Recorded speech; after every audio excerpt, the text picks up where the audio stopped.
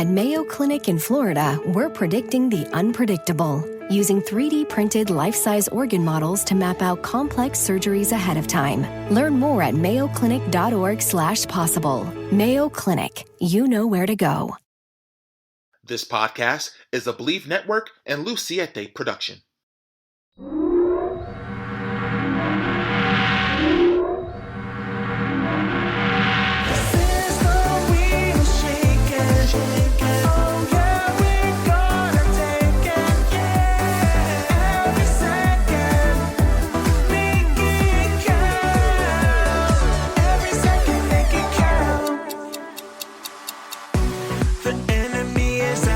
Welcome to a special Monday Night Raw recap show of the D-Loop podcast brought to you by Believe Network. I'm your host, Derrick T. Lewis. And by the looks of last night, obviously all roads are leading to Night of Champions in almost a week and a half on May 27th in Saudi Arabia. And I loved so many little things that was happening in this particular episode, and we're going to go through them really quick. You know, obviously the show starts off with the Undisputed Tag Team Champions, Sami Zayn and Kevin Owens.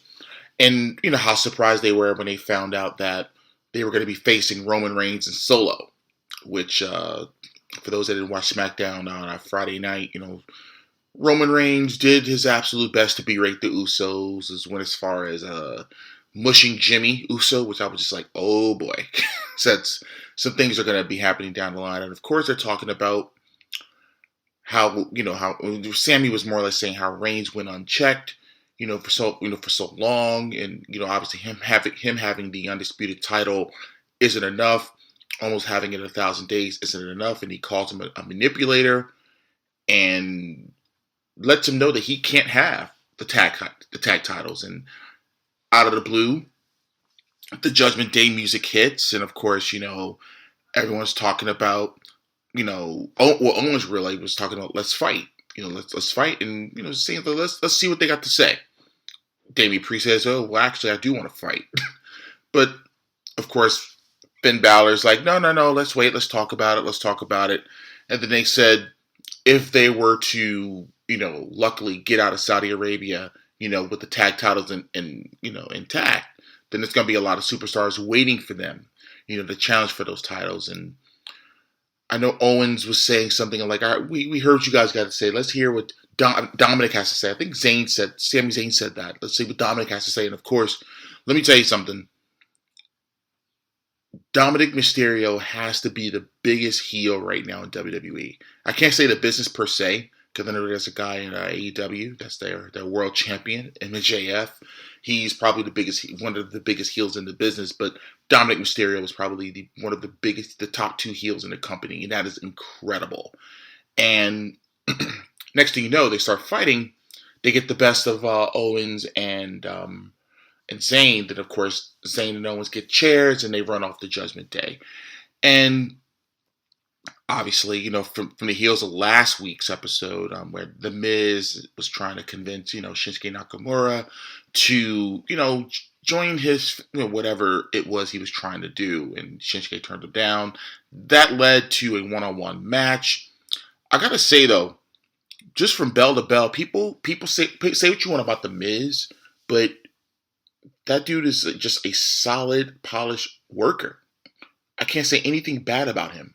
The Miz knows his character. He knows what he does. He knows what he does, and how he can make someone else look just that much better in the ring. Like, I have no issues with The Miz, and every time I see him wrestle, and the highs are high, the lows are low, and The Miz does his thing in there. But of course, Shinsuke Nakamura, I'm not going to diminish anything that he does and his accomplishments outside of WWE. I love the fact that they're talking about how he had that time away to refocus, reset, recharge, to be, to come back even better. And I love that they're putting him over on commentary. Huge shout out to Corey Graves, by the way, who is just knocking it out of the park on commentary on Monday Night Raw. He's been doing it for years now. So huge kudos to him. Anyways, Nakamura, wins with the Kinshasa. That's right. I love hearing Graves say that. But he wins, and he gets the W. So they go backstage, and this is when I found out that the women's tag titles were not going to be on the line because Liv Morgan was injured due to an injury she sustained on Friday night. So I know Sonya Deville was talking about, and Chelsea talking about let's as her being former management, the titles could be forfeited, and of course Adam Pearce said that's not going to happen. So Raquel Rodriguez says she had to defend Liv Morgan's honor and face Chelsea Green, and then they accept, and they go to commercial. Then they come back and they do a video montage of Seth Rollins going back all the way when he won the very first NXT championship. And of course, it was a sit-down interview with Corey Graves, and they talk about becoming the first NXT champion, the formation of the Shield, and the breakup of the Shield, and that's leading up to Night of Champions. They really had those discussions, and it's really cool to see the evolution of Seth Rollins over the last 10, 11 years. Well, really more than that, because he came to the main roster in November 2012, but probably maybe 2010, 2011, when he was down at NXT. I remember, when he was under the former moniker Tyler Black in Ring of Honor. When I heard he got signed, I was very intrigued by that. Cause I'm like, oh, dude, that's going to be their guy for a long time. So Imperium comes out because, there's going to be a 20-man over-the-top rope battle royal to determine the number one contender for the Intercontinental Championship at Night of Champions. And Gunther stands on the announce table, which I thought was genius because he's tall in stature to begin with, but I mean the fact that he's standing on the announce table to get with that very loud red trench coat, huge. I love the presentation, and he was talking about how he's undefeated, and the longest reigning Intercontinental Champion in the modern era, and he talked about the Battle Royal, and of course, for those that don't watch SmackDown, this is a huge introduction to Gunther for the Raw audience, because there are some fans that don't watch SmackDown, but they just watch Monday Night Raw. So I think that was a really great introduction to, fans that may not know who he is, being that Raw is the flagship show, and I think that was a nice way to get him out there. But anyways, the Battle Royal starts, everyone's getting eliminated, yada yada, but a newcomer from NXT, JD McDonough, after he got eliminated and Dolph got eliminated, he beat the holy crap out of Dolph Ziggler. I'm just like, oh wow. And again, they're doing such a great job of just introducing people to these new stars so they can get to know who they are. Just little things like an attack on Dolph Ziggler, who has all the WWE street cred in the world. The former, world champion, former multi-time IC and US champion, multi-time tag team champion. I mean, that man has done it all in WWE. So to get that shine on him, on JD McDonough, I think that's huge. But the final four were Riddle, Bronson Reed, Ricochet, and Mustafa Ali. I know Riddle gets eliminated, so it was down to the final three. And I think Reed and Ricochet were on the apron, and next thing you know, Ali drop kicks to both of them, and Ali wins the Battle Royal, and he is now facing Gunther in Saudi Arabia at Night of Champions. So that should be a very interesting match for sure. They come back, they do a video montage of Cody Rhodes and Brock Lesnar hyping up their match for Night of Champions, and of course Becky Lynch comes out. Becky is just money on the microphone, especially as a fiery baby face. I love the fact that she, I love this feud with her and Trish. People are talking about, why is Trish back? Listen, Trish, she has a long history of a great career, and I think having a legend going in there with a proven WWE superstar and Becky Lynch, I mean that's a draw in my opinion. That can main event any pay-per-view, you name it, they can do that. But Becky didn't push, didn't pull any punches. She just basically said what she's going to do at Night of Champions. She said she's going to kick her head in. I like it. That's going to be a match I'm looking forward to seeing as well. So they go to a backstage interview rather, with Rhea Ripley, and then Natalya interrupts, and Natalya basically said, you're a champion. Why did you have to do what you did last week to Dana Brooke? And Rhea Ripley just basically warned Natty. She said, you keep messing around and I'll end your career. So I'm just like, wow. So look forward to that feud manifesting itself. I think that's going to be a really, really good match. And I think that's going to, obviously with Natalya being, I think the queen bee of WWE as far as the women are concerned, because she is the veteran. So I think having a match, Rhea having a match with Natty, I think that's going to up Rhea's game in my opinion, because Natty is to me the be all end all when it comes to the women in WWE. But anyways, they do a match with Xavier Woods and Dominic, and obviously Dom has a microphone, and what do the fans do? They boo him. So the match was balanced, So one of the things I put in my notes that the match was very, very balanced. Xavier Woods, I love the fact that the WWE is not giving up on him, even though obviously Big E is still not cleared and Kofi is injured. The fact that they are putting Xavier in these one-on-one matches rather than him just not have anything to do. I think again, Xavier's a damn good wrestler, and I think a U.S. title I thought would have been good for for Woods. But, of course, that champion is now on SmackDown. So, huge shout out to Austin Theory. But anyways, it was a back and forth match. Well balanced, as I said. And Dom wins with a roll up and gets the dub. And they do a promo package on J.D. McDonough. And let me tell you something. The WWE lately has been knocking it out of the park with these vignettes. When I was a kid, and even during, up to the Attitude Era, whatever it was, whenever there was a new star coming, or as Gorilla Monsoon would say, a newcomer who was making his way to the WWE, his or her way to make it way to the WWE, they would put together these incredible video packages. So whether it's them talking to the camera, as far as in character or whatever, or if it's just video packages or whatever the case may be, those packages were just super important to let the consumer know who these people are, rather than them just show up and hope that commentary, and this is no knock on commentary, but commentary doing their absolute best to introduce the viewer at home, who these people are.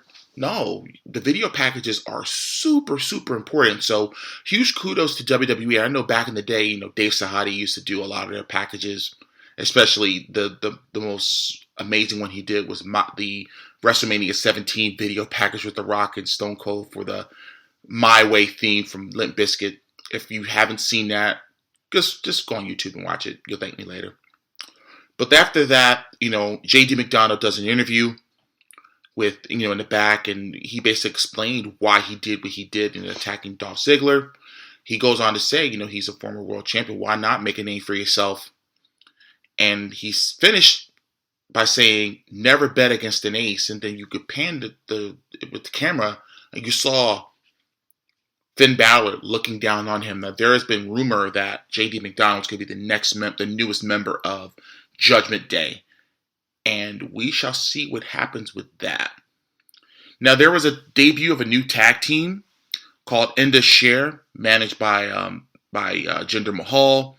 And they face two enhancement talents. Now, one thing I love when a new star is making their debut, I don't like it when it's against a current WWE superstar, because that kind of diminishes because you obviously want to get the new wrestler, put him over, whether him or her over. But I think that doesn't do a huge service to a current WWE superstar who is known to the fans. I like the fact that it was against two enhancement talents. Back in the day, on old TV wrestling, whether it was WWE Superstars or Wrestling Challenge or Primetime Wrestling or any of those shows, those syndicated shows, and they would literally have the stars versus the enhancement talent. I would never use the J word because that's not a word I like to use, but I like the fact that the enhancement talent really made these two guys look like monsters. You know what I mean? And I put in my notes, it's the perfect way to introduce a new act. The finisher is similar to the old smoking guns finisher. One guy had him in a side suplex position, and the other one comes off the rope for a leg drop. I'll always love that move.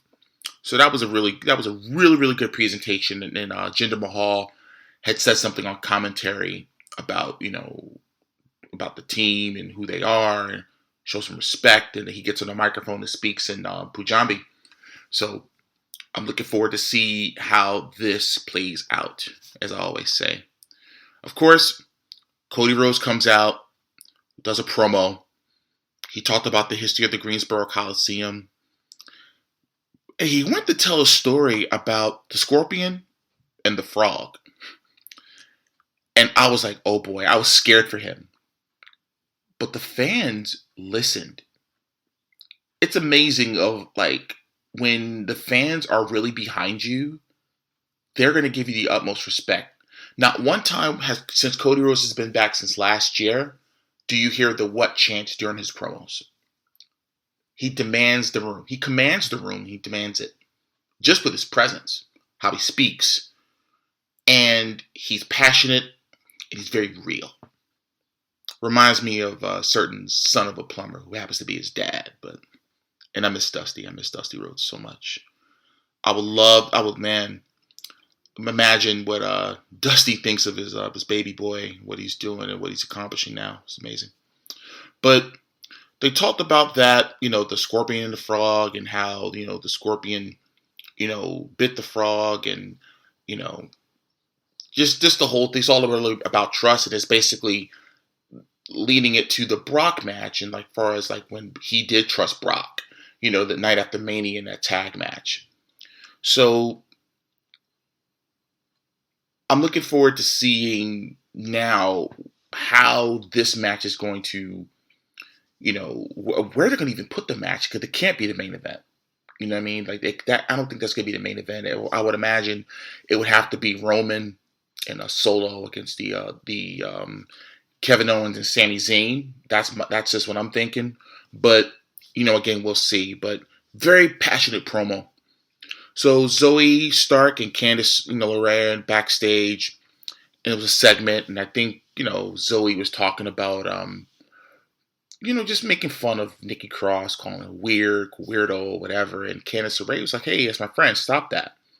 And they had a little back and forth verbally, and they sets up the match for next week's Raw. Now Chelsea Green with Sonya Deville.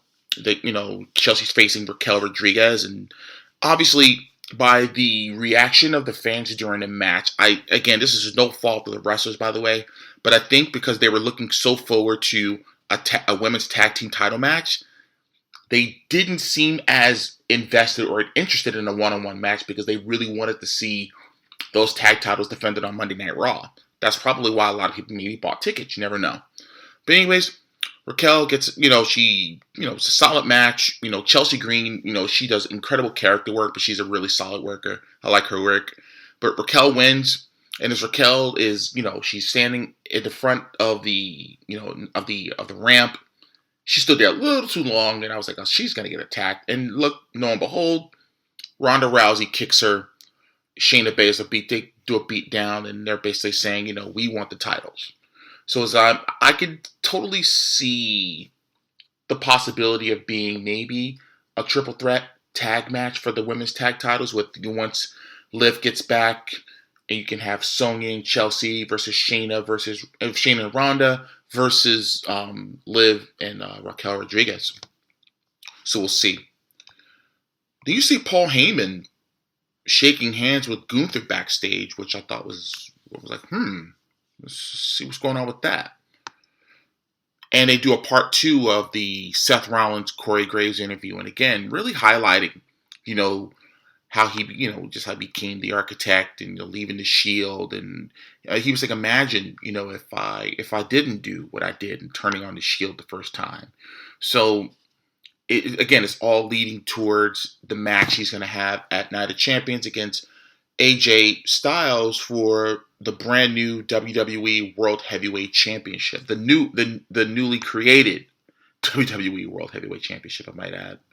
So the main event is a tag team match, of course, as set up in the beginning of the show. Damian Priest and Finn Balor representing Judgment Day against the tag champs, Kevin Owens and Sami Zayn.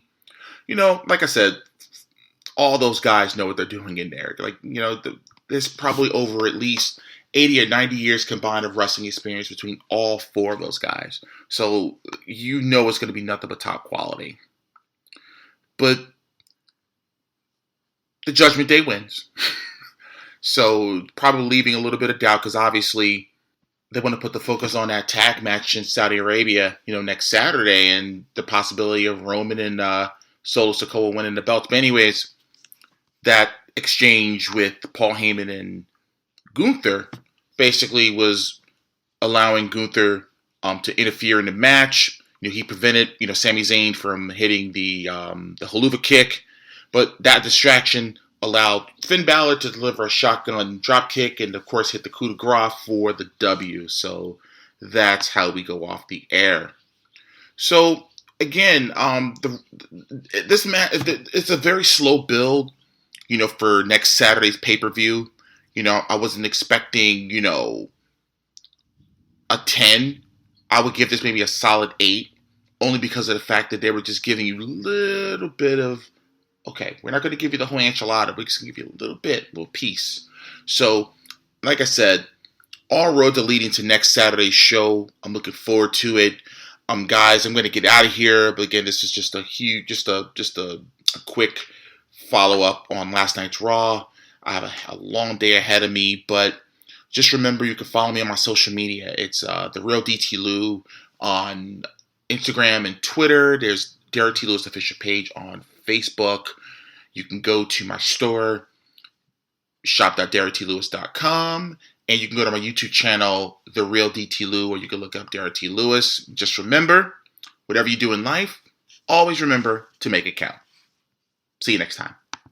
At Mayo Clinic in Florida, we are predicting the unpredictable. Our experts are using a patient's own anatomy to create 3D printed, life-size organ models to map out challenges ahead of time, making complex surgeries more precise, efficient, and less invasive. We are making more possible at Mayo Clinic because every day we're doing what's never been done. Learn more at mayoclinic.org/possible. Mayo Clinic. You know where to go.